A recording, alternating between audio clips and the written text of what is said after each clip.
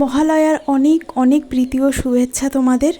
আজকে মহালয়ার সকালবেলা, আজকে সকালবেলাতে আমরা চলে গিয়েছিলাম আমাদের বাড়ির খুব কাছেই অজয় নদে।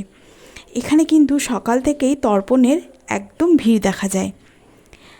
আমি এখানে প্রথম এসেছিলাম যখন বিয়ের পর এই নতুন শহরে আসি।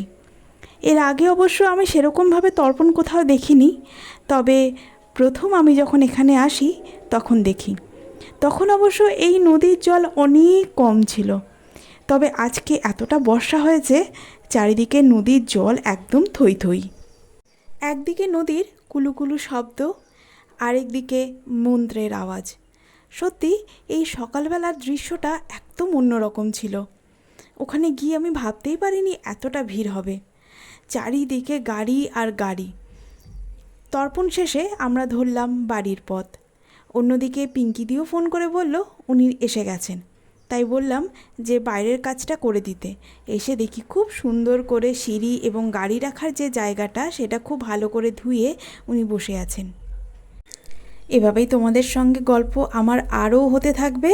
চলো এখন টাটা। এবার আমি স্নান করে পুজো দিই। পরের ভ্লগে তোমাদের সঙ্গে দেখা হচ্ছে।